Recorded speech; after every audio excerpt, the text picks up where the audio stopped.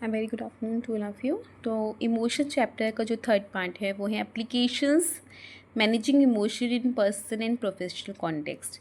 हमने ये पढ़ा था इसके प्रीवियस उसमें लेक्चर में कि हम कैसे इमोशन को रेगुलेट कर सकते हैं इन अ हेल्दी वे। अभी हम बात करेंगे कैसे हम मैनेज कर रहे हैं इमोशंस को पर्सनल और प्रोफेशनल लाइफ में, क्योंकि हम तो पर्सनल लाइफ भी जी रहे हैं और प्रोफेशनल लाइफ भी जी रहे हैं। और मैंने आप लोग को पहले से बताया था ये सिर्फ एक एकेडमिक कॉन्सेप्ट नहीं है, ये हमारी लाइफ का एक हिस्सा है।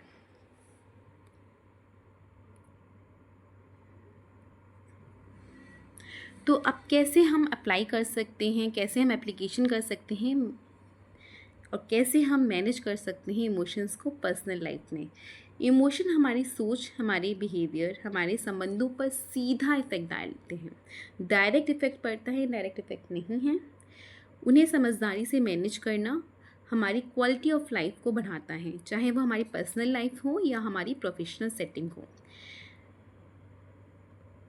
पर्सनल लाइफ में इमोशंस को मैनेज करना बहुत इम्पॉर्टेंट है और बहुत इजी भी हैं।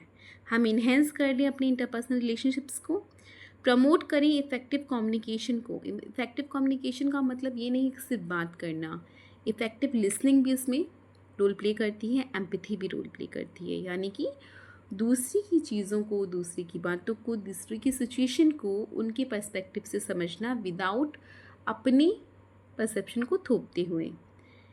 कॉन्फ्लिक्ट रेजोल्यूशन पे ज़्यादा फोकस करना। भाई कॉन्फ्लिक्ट हो भी गया तो रिजॉल्व करने पे फोकस करो, रिड्यूस करो इमोशनल आउटबर्स्ट को, सपोर्ट करो मेंटल हेल्थ को, इमोशनल रेजिलियंस को, बाउंस बैक करो। किसी ने कहा आप नहीं कर सकते, आपसे करके दिखाइए।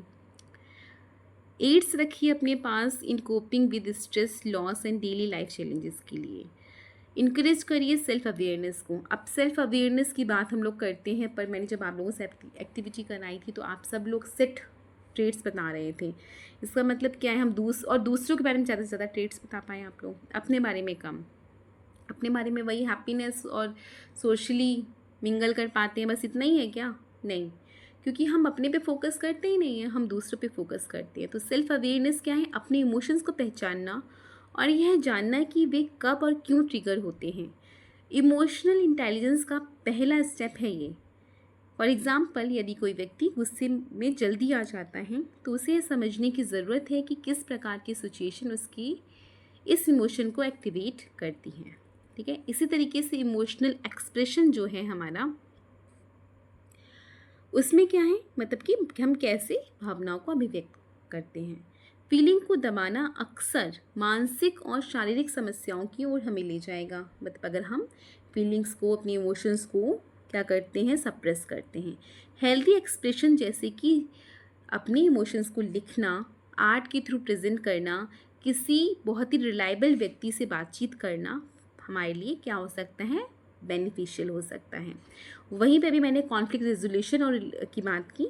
तो कॉन्फ्लिक्ट रेजोल्यूशन और रिलेशनशिप्स यानी कि इमोशन रेगुलेशन से रिश्तों में सुधार आता है। जब व्यक्ति अपनी नाराज़गी, अपना दुख वो शांत भाव से व्यक्त करता है तो मिसअंडरस्टैंडिंग कम होती है और संबंध हमारे मजबूत हो जाते हैं। लेकिन अगर इसके अपोजिट, अगर हम बहुत ही गुस्से में अपनी सही चीज़ों को भी प्रेजेंट कर रहे हैं तो भी वो गलत लगती हैं। इसी तरीके से स्ट्रेस मैनेजमेंट हम कर सकते हैं, रिलैक्सेशन टेक्निक यानी कि डीप ब्रीदिंग, मेडिटेशन, हॉबीज़। ठीक है, ये हम इसमें अपना टाइम वेस्ट कर सकते हैं। तो हमारा जो टाइम वेस्ट होगा, बेसिकली वो टाइम वेस्ट नहीं होगा, ठीक है, वो हमारा एक तरीके से इन्वेस्टमेंट हो जाएगा अपने खुद के ऊपर। उससे हम मूड को रेगुलेट कर सकते हैं और एंजाइटी या फ्रस्ट्रेशन उससे कम हो जाएगा। इसमें बहुत सारी एक्टिविटीज़ भी मैंने दे रखी हैं, इसको भी आप यूज़ करेंगे तो आपका जो इमोशन है वो अच्छे तरीके से मैनेज होगा आपके पर्सनल लाइफ में, यानी कि पर्सनल कॉन्टेक्ट में।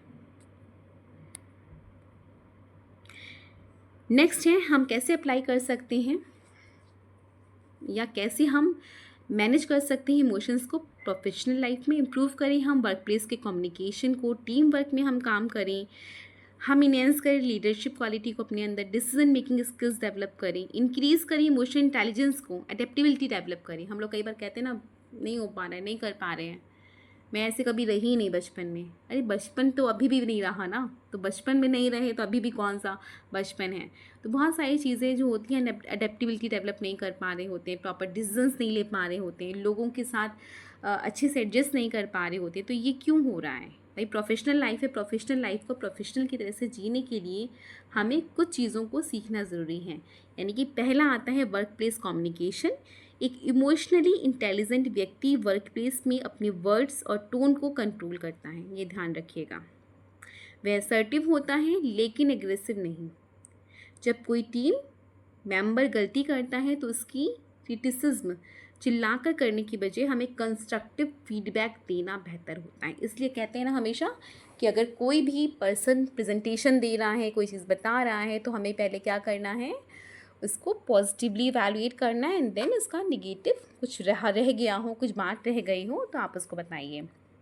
ऐसे ही यहाँ पे बहुत सारी एक्टिविटीज़ दे रखी हैं, पर मैं अपने तरीके से कुछ और चीज़ें इंपॉर्टेंट बता रही हूँ। जैसे लीडरशिप एंड डिसीजन मेकिंग की बात की, तो इफ़ेक्टिव लीडर अपनी और दूसरों के इमोशंस को समझते हैं। इससे वे कंपैशनेट यट रेशनल डिसीजन ले पाते हैं। वे अपनी टीम का मोरल बनाए रखते हैं। मैनेजिंग वर्क प्रेशर कैसे मैनेज कर सकते हो? डेडलाइंस, मल्टीटास्किंग और कंपटीशन के बीच काम रहना एक की स्किल है। इसके लिए आप बहुत सारी टेक्निक्स इंक्लूड कर सकते हो, जैसे मैंने इसमें भी दिए हैं कि प्रायोरिटाइज़ करो, प्रायोरिटीज़ दो अपने वर्क को, अपने टास्क को। टेकिंग शॉर्ट ब्रेक्स लो, उसमें आप सबके साथ बैठ के कॉफ़ी पियो, चाय पियो, बात करो। प्रैक्टिसिंग ग्रैटिट्यूड की बात की थी कि ग्रैटिट्यूड ज़रूर होना चाहिए, एक्सप्रेस करना आना चाहिए। एंड पॉजिटिव सेल्फ टॉक, अपने अंदर भी पॉजिटिव चीज़ें देखो। टीम कोलैबोरेशन भी बहुत इंपॉर्टेंट है। Emotional regulation promotes empathy and cooperation. इससे कॉन्फ्लिक्ट कम होता है और प्रोडक्टिविटी बढ़ती जाती है। ठीक है, तो ये हमारी प्रोफेशनल लाइफ में हम इस तरीके को अगर हम अपनाएं तो क्या कर सकते हैं, इमोशंस को मैनेज कर सकते हैं। तो basically practical strategies for emotion management की बात करें तो माइंडफुलनेस हम पर्सनल लाइफ में भी दिखा सकते हैं और प्रोफेशनल लाइफ में भी। अगर हम माइंडफुलनेस पर्सनल लाइफ में दिखाएंगे तो सेल्फ अंडरस्टैंडिंग और कामनेस बढ़ेगी और प्रोफेशनल लाइफ में इम्प्रूव हो पाएगा हमारा फोकस और स्ट्रेस रेजिलियंस। वहीं कॉग्निटिव रीअप्राइजल अगर हम अपनाते हैं स्ट्रेटजी को तो पर्सनल लाइफ में निगेटिव मूड की रिफ्रेमिंग होगी, वहीं प्रोफेशनल लाइफ में हैंडल कर पाएंगे हम क्रिटिसिज्म को और फेलियर्स को। असर्टिव कम्युनिकेशन स्ट्रेटजी अगर हम अपनाते हैं तो पर्सनल लाइफ में रिलेशनशिप क्लैरिटी हमें मिलेगी, वहीं प्रोफेशनल लाइफ में कॉन्फ्लिक्ट रेजोल्यूशन विद पीयर्स हो पाएगा या कुलीग्स हो पाएगा। वहीं टाइम मैनेजमेंट स्ट्रेटजी को अपना के हम अवॉइड कर सकते हैं burnout in personal life and better performance and emotional stability हो सकती है प्रोफेशनल लाइफ में। ऐसे ही फिज़िकल एक्टिविटी अगर हम स्ट्रेटजी अपनाते हैं तो इमोशनल रिलीज़ होगा पर्सनल लाइफ में और प्रोफेशनल लाइफ में एनर्जी और क्लैरिटी आएगी। तो ये सब प्रैक्टिकल कुछ स्ट्रेटजीज़ हैं। तो पर्सनल प्रोफेशनल दोनों ही एरिया में इमोशन को पहचानना, समझना, रेगुलेट करना मानसिक स्वास्थ्य, सफलता और संतुष्टिपूर्ण जीवन के लिए आवश्यक है।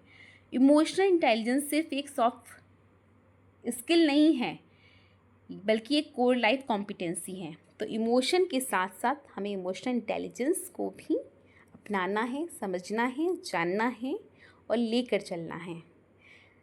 सिर्फ मैं नहीं, हम बनना है। ठीक है, थैंक यू सो मच बच्चों। इफ़ एनी क्वेरी देन आप मुझसे कांटेक्ट कर सकते हो। आप लोगों को मैंने बहुत डिटेल में सारी चीज़ें समझाई थी। Thank you so much.